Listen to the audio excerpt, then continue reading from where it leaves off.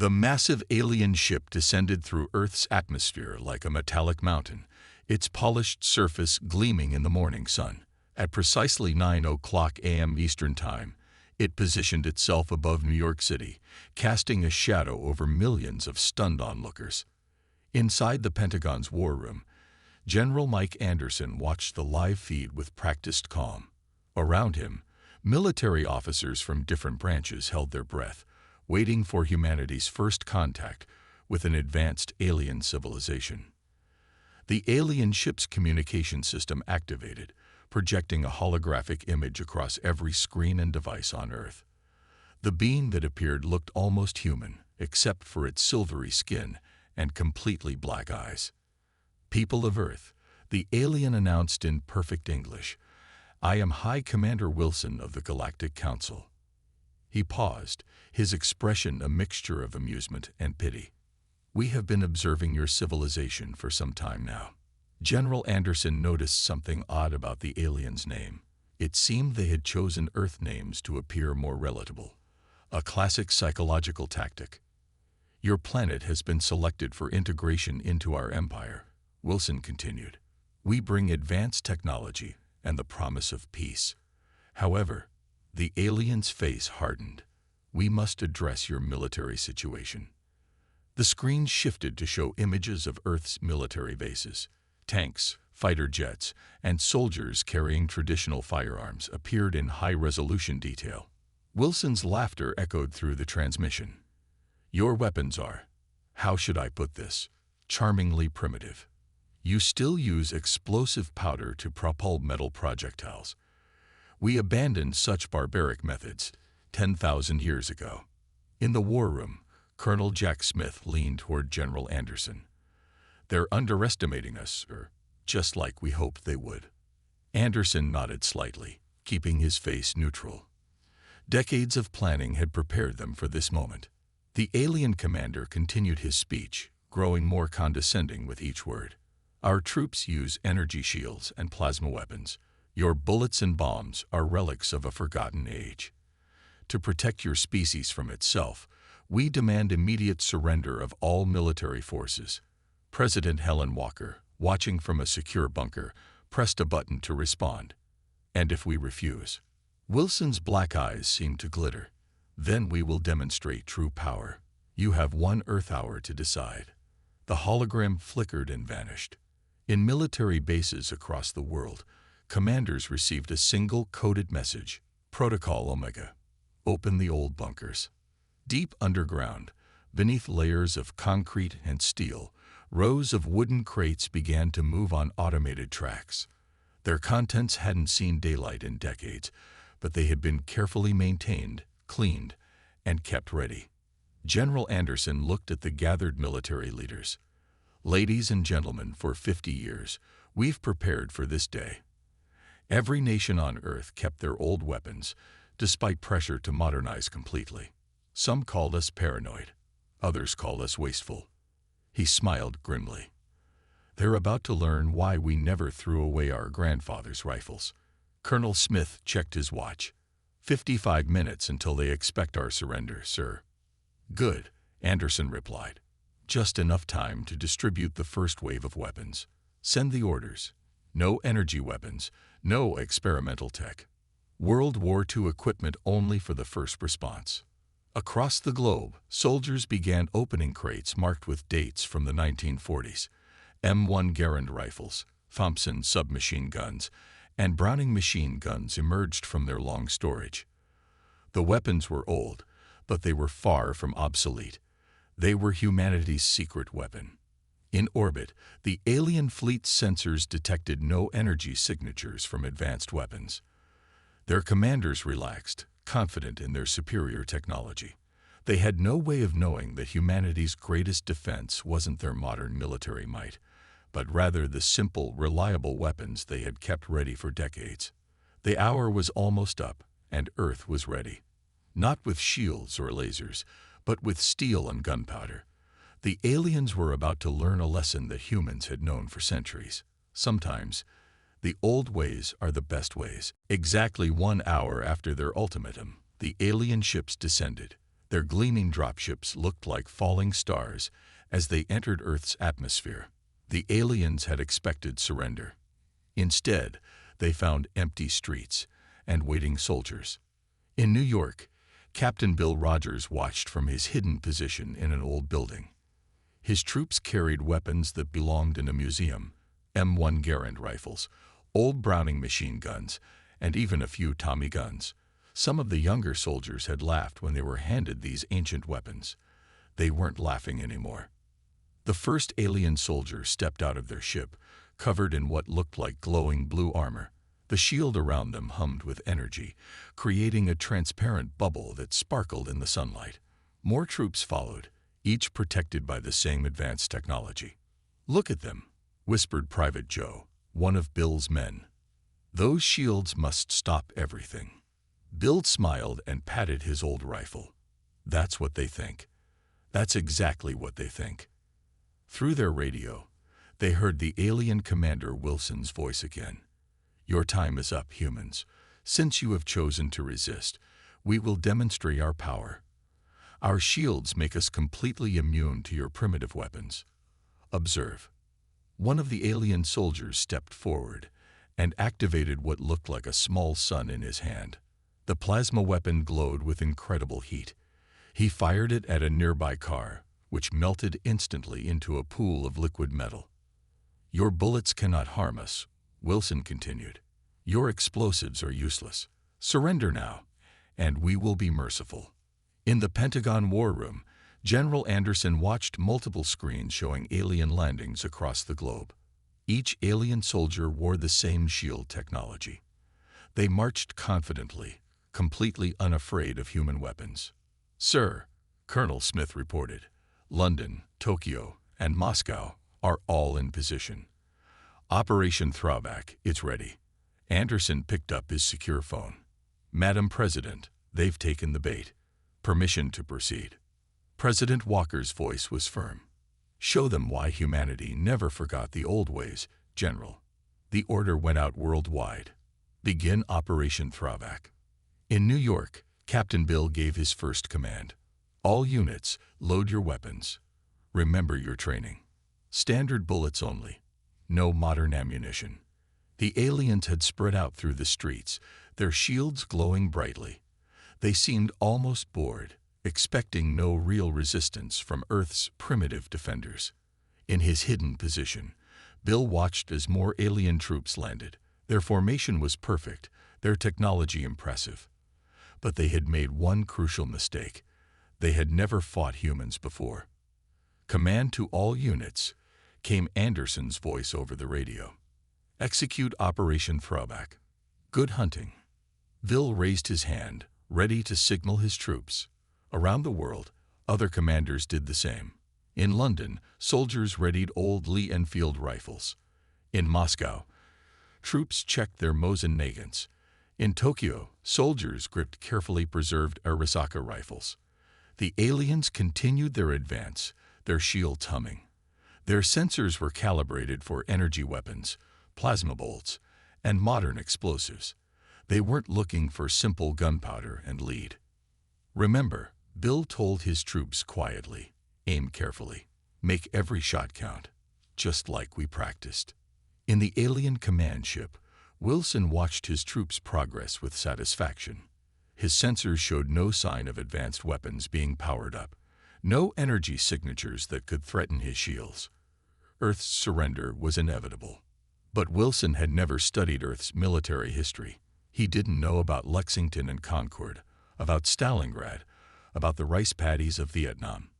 He didn't understand that humans had learned their lessons in blood, and they never forgot them. "All units in position," reported Colonel Smith back at the Pentagon. General Anderson took a deep breath. "Send the code phrase." Across every radio channel, 3 simple words reach Earth's defenders. "Remember Pearl Harbor." Captain Bill raised his rifle, aiming at the nearest alien soldier. Around the world, thousands of other soldiers did the same. The aliens were about to learn why humans kept their old weapons ready. They were about to learn about Earth's real military power. Not in its technology, but in its history. The trap was set. Now it was time to spring it. Captain Bill squeezed the trigger of his M1 Garand. The old rifle's bang echoed through New York's empty streets. For a moment, everything seemed to stop. The alien soldier he targeted looked almost confused as the simple lead bullet passed straight through his energy shield and into his chest. The alien fell, just like that. Humanity's first victory against advanced alien technology came from a rifle designed in 1936. "All units, open fire," Bill shouted. The streets of New York erupted with the sounds of World War II. Browning machine guns chattered from windows. M1 Garands pinged as their clips ejected. Tommy guns roared their old familiar song. The aliens panicked. Their shields, designed to stop energy weapons and plasma bolts, did nothing against simple metal bullets. They had never considered that they needed protection from such basic weapons. Impossible. Wilson's voice boomed over their communications. "How are they penetrating our shields?" In London, Moscow, Tokyo, and every major city on Earth, the scene repeated itself. Old weapons, maintained for decades in secret bunkers, proved deadlier than the most advanced alien technology. Private Joe's voice was filled with excitement as he fired his Thompson submachine gun. "The shields don't stop physical bullets. They're not ready for simple kinetic weapons." An alien officer tried to rally his troops. He raised his plasma rifle, its deadly energy glowing bright. But before he could fire, 3 bullets from a Mosin-Nagant rifle in Moscow turned him into a cautionary tale. "This is a trick," Wilson shouted to his troops. "Fall back and regroup. Adjust your shields." But there was no adjusting. The aliens had built their entire defense system around stopping energy weapons. They had never imagined that anyone would still use gunpowder and lead. In the Pentagon, General Anderson watched the battle unfold on multiple screens. "Send in the second wave," he ordered. "World War I equipment only." Across the globe, soldiers unwrapped even older weapons. Bolt-action rifles that had seen service in the trenches of France now found new targets. Ancient Lewis guns and water-cooled Vickers machine guns joined the fight. The aliens tried to return fire, their plasma weapons melting buildings and vehicles. But they couldn't hit what they couldn't see. Human soldiers, trained in ancient warfare techniques, used cover and concealment just as their great-grandfathers had. "Sir," Colonel Smith reported, "the aliens are retreating in every major city. Their casualties are significant." Anderson nodded. "Send word to all commands. Begin Phase 2. Bring out the artillery." In New York, Captain Bill watched as old howitzers were rolled into position. The guns had been carefully preserved, waiting for this moment. Their shells contained no electronics, no advanced technology, just steel, explosives, and human ingenuity. The first barrage caught the aliens completely by surprise. Their ship shields, calibrated against modern missiles and energy weapons, failed to stop simple high-explosive shells. "This is impossible." Wilson's voice had lost its confidence. "These weapons are centuries behind our technology. They cannot defeat us." But they were. All across Earth, humanity's obsolete weapons were proving that simple solutions often work best. The aliens had no defense against weapons their sensors barely registered as threats. In their ships above Earth, alien commanders frantically tried to understand what was happening. Their advanced computers couldn't make sense of it. How could they be losing to weapons that belonged in museums? "All human units," Anderson's voice came over the radio. "Press the advantage. Show them why we never forgot the old ways." Captain Bill watched as another alien ship crashed, brought down by nothing more complex than well-aimed artillery fire. The mighty alien army, with all its advanced technology, was being defeated by weapons their great-grandparents might have used. "Command," Bill reported, "New York is secure. The aliens are in full retreat." As the sun set on Earth's first day of interstellar war, humanity had taught the galaxy a valuable lesson. Sometimes the old ways are the best ways. And humanity had a lot of old ways. The first battle was over. Earth had won. And they had won with weapons their enemies had dismissed as obsolete. The next morning, massive shadows fell over Earth's cities. The Galactic Council had called in their heavy forces. Giant floating fortresses, each the size of a small town, moved into position above major battlefields. "This ends now." High Commander Wilson's voice boomed across all frequencies. "You've forced us to take extreme measures. Behold our true power." In the Pentagon's command center, General Anderson studied the new threats. The alien fortresses were unlike anything seen in the first battle. They looked like floating mountains of metal and energy. "Sir," Colonel Smith reported, "the enemy is deploying heavy armor. Those aren't just troop carriers, they're city destroyers." Anderson's response surprised everyone in the room. He smiled. "Time to call in our heavy units. Contact Major Frank at the Tank Museum." At the American Tank Museum, which had secretly doubled as a military storage facility, Major Frank threw off the display covers from a line of Sherman tanks. These weren't museum pieces. They were fully operational war machines, maintained in perfect condition for decades. "Gentlemen," Frank addressed his crews, "it's time to show these aliens why we kept the old tanks running." Across the world, other museums revealed their secrets. British Cromwell tanks rolled out of warehouses. Russian T-34s emerged from underground bunkers. Each was a veteran of World War II, and each was ready for one more fight. The aliens struck first. Their new ground forces were massive walking machines, protected by layers of energy shields. They fired beams of pure energy that could vaporize modern tanks instantly. "Pathetic humans," Wilson announced. "Surrender now, or watch your cities burn." In New York, Captain Bill watched from his position as the first Sherman tanks rolled into view. They looked tiny compared to the alien walkers, but looks could be deceiving. "All tank units," Major Frank's voice crackled over the radio. "Load solid shot, just like we practiced." The Sherman tanks fired. Their shells, simple pieces of hardened steel, passed straight through the alien energy shields. The aliens had prepared for modern depleted uranium rounds and plasma weapons, not basic armor-piercing shots from the 1940s. "Impossible," an alien commander screamed over their open channel. "Their primitive weapons cannot harm our advanced armor." But they could, and they did. The old tanks might have looked obsolete, but their guns still worked perfectly. More importantly, their simple ammunition was completely invisible to alien defensive systems. In London, Cromwell tanks engaged the alien walkers at point-blank range. In Moscow, T-34s proved why they were called the tanks that won a world war. The aliens' energy weapons were devastating, but only when they could hit their targets. "They don't know how to fight tanks," Major Frank shouted excitedly. "They've never seen tracked vehicles before. They don't understand our mobility." He was right.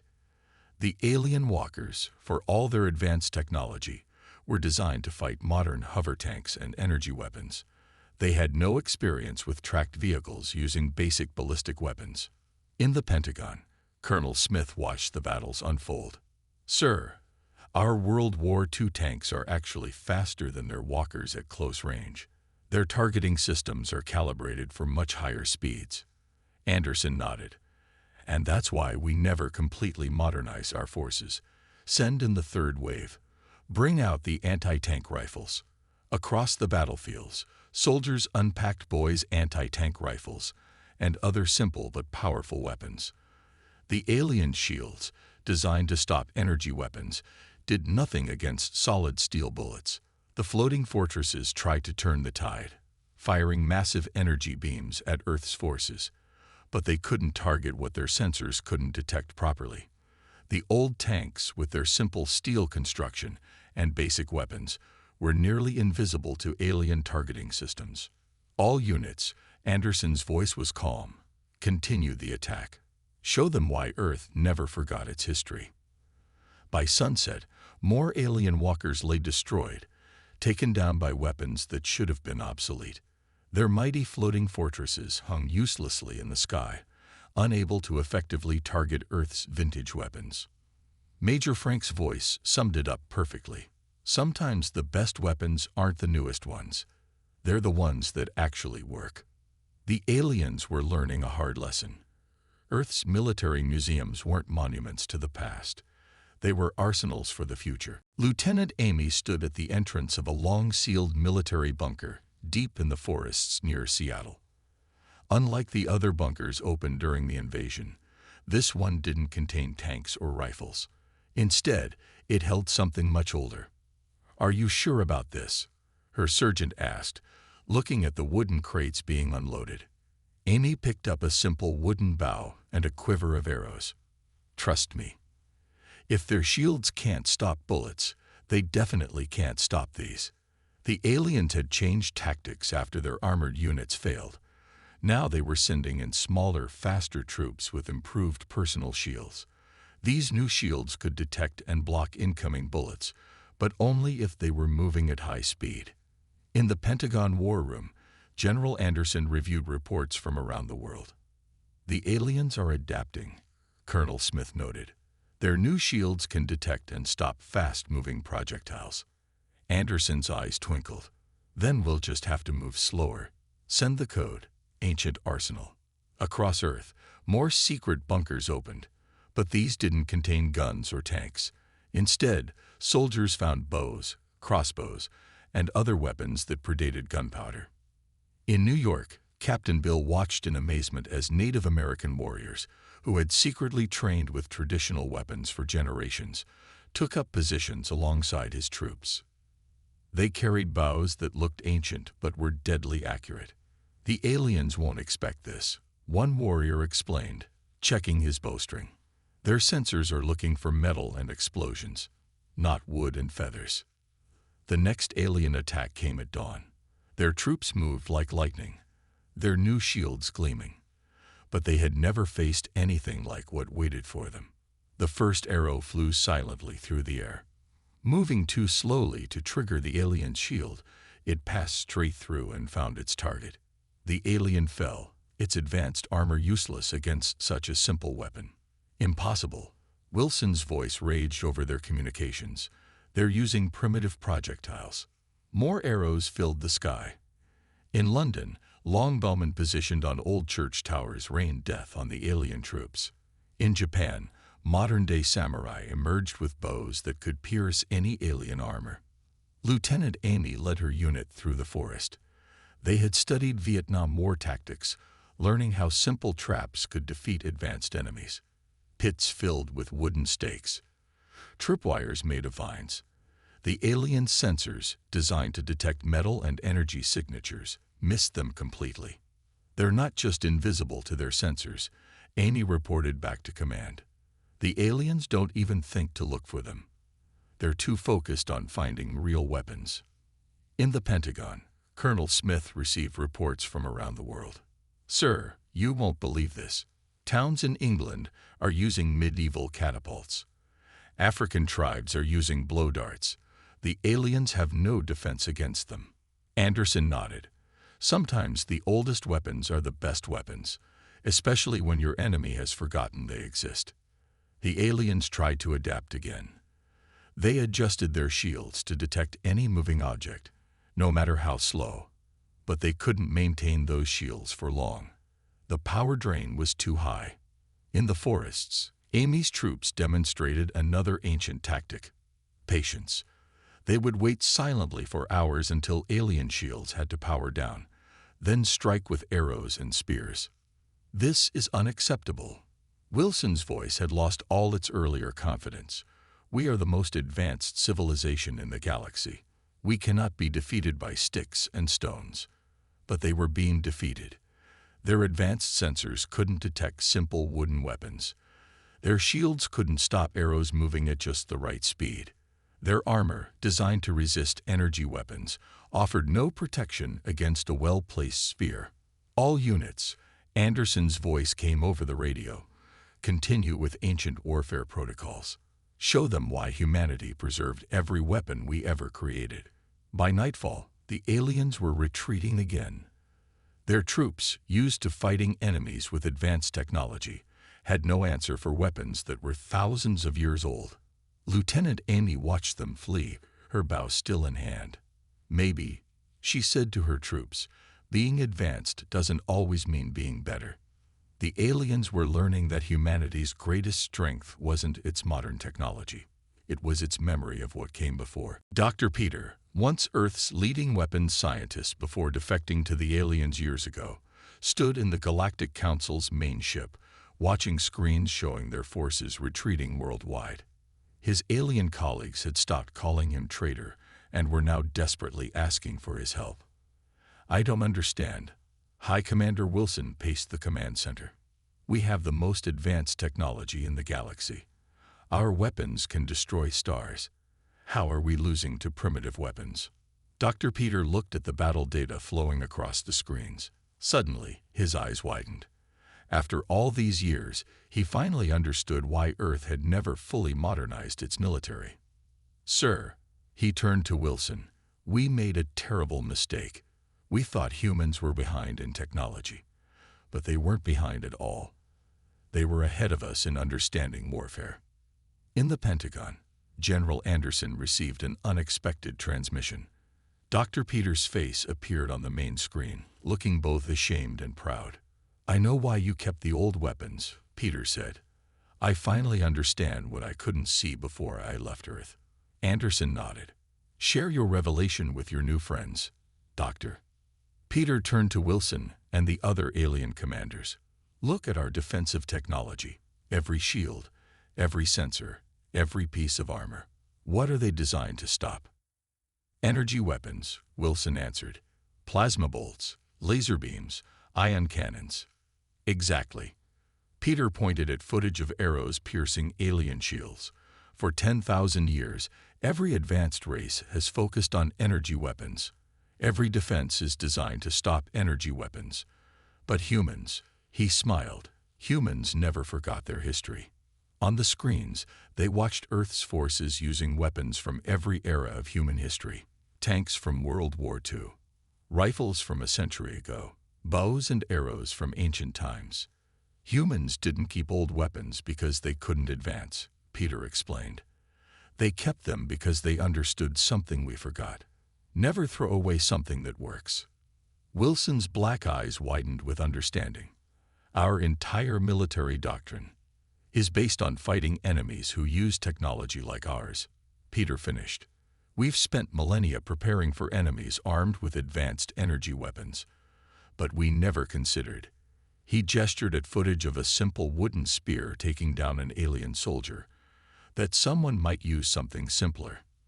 In London, Captain Bill led his troops in another successful defense, using a mixture of old rifles and medieval weapons.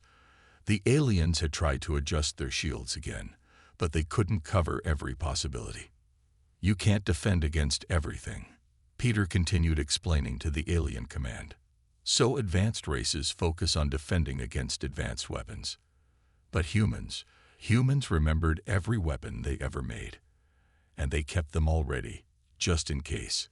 Anderson watched the transmission with satisfaction. "Send word to all commands," he ordered Colonel Smith. "Begin final phase deployment. Show them everything we kept." Across Earth, the last of the secret bunkers opened. Weapons from every age of human history emerged.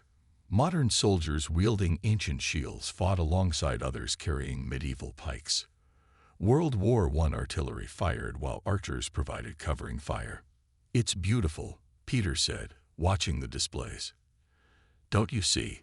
Humans aren't primitive. They're the only ones who remembered that new doesn't always mean better." Wilson slumped in his command chair. "We cannot defend against weapons from every age of human history. It's impossible. Our shields can only focus on so many types of attacks." "Now you understand," Peter nodded. "Earth didn't maintain its old weapons out of sentiment. They kept them because they knew that someday, someone would come who had forgotten what these simple weapons could do." In the Pentagon, Anderson received reports of alien forces retreating worldwide. "Humanity never forgot," he said quietly. "We remembered every lesson, kept every weapon. maintained every fighting style. Not because we were behind, but because we were thinking ahead. Peter finished on the transmission. Earth was ready for this invasion before your ancestors invented energy shields. The aliens were finally learning. Humanity's vast arsenal of obsolete weapons wasn't a sign of backwardness. It was proof of wisdom earned through thousands of years of warfare. Sometimes, the best way forward is to remember what worked in the past. 3 months after the failed invasion, Earth's Military Museum in Washington, D.C. hosted an unusual group of visitors. Alien military officers, now wearing formal diplomatic uniforms, walked among displays of weapons from human history. Their black eyes were no longer filled with contempt, but with respect and curiosity. High Commander Wilson, now serving as the Galactic Council's peace envoy, stood beside General Anderson, looking at a simple Stone Age spear. "To think," Wilson said, shaking his head, "this primitive weapon could still defeat our advanced shields. We were such fools." Anderson picked up the spear. "Not primitive, Commander. Classic. Like this entire museum, these aren't just displays of old weapons. They're a testament to human wisdom." In the newly established Galactic Defense Academy, now located just outside New York, Dr. Peter had returned to Earth as a teacher. His class today included both human and alien students.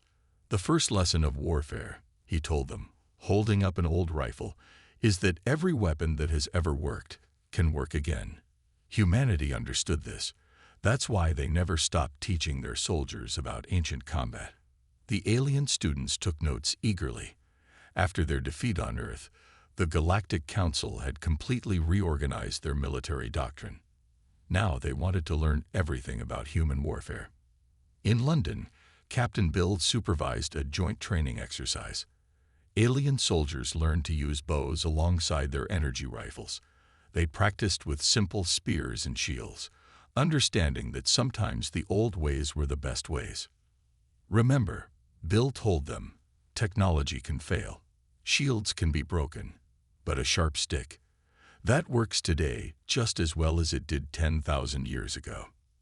At the Pentagon, Colonel Smith showed General Anderson the latest reports. Every major alien civilization was requesting human military advisors. They all wanted to learn about Earth's primitive weapons. "They're calling it the human doctrine," Smith said. "Never forget the old ways, because you never know when you'll need them again." Anderson nodded. "And our conditions for sharing our knowledge." "Accepted by all," Smith replied. "Peace treaties signed. Earth is now recognized as a protected, independent world. More than that, we're respected." In orbit, the Galactic Council's new space station hosted its first interstellar military conference. The main hall displayed weapons from every era of human history, from stone axes to modern rifles. Alien military leaders studied each one carefully. "The humans taught us humility," one alien general told another. "We thought we were advanced because we only used new weapons. They were advanced because they remembered every weapon." Back in the military museum, Wilson stopped at a new display. It showed alien energy shields being defeated by human weapons from different eras. The title read, "The Day Old Became New Again." "You know," Wilson said to Anderson, "some of our younger races are still asking why we let Earth keep its independence after we discovered it." Anderson smiled. "And what do you tell them?" "I tell them to attack Earth if they want to find out." Wilson laughed. "But first, they should learn what a longbow is." In training camps across the galaxy, human instructors taught alien soldiers about Earth's military history. They learned about guerrilla warfare, about simple weapons, about fighting without relying on advanced technology. Dr. Peter, watching his students practice with both energy rifles and traditional bows, felt pride in both his original and adopted peoples. "The galaxy became safer," he wrote in his journal, "when it learned that progress doesn't mean forgetting the past." In the final exhibit of the Military Museum, a new plaque summarized Earth's greatest military lesson. To be truly advanced is not to abandon the old ways, but to remember them. Every weapon humanity has ever made, we kept. Every fighting style we developed, we preserved. Not because we feared the future, but because we respected the past. And when the galaxy came to conquer us with their advanced technology, we taught them why some things never become obsolete. The aliens had come to Earth expecting to find a primitive civilization. Instead, they found one that had never forgotten its history. And in doing so, they learned that sometimes the oldest lessons are the most important ones to remember. Earth had not only survived, it had taught the galaxy a lesson it would never forget. True wisdom means remembering every tool, every weapon, and every lesson that brought you to where you are.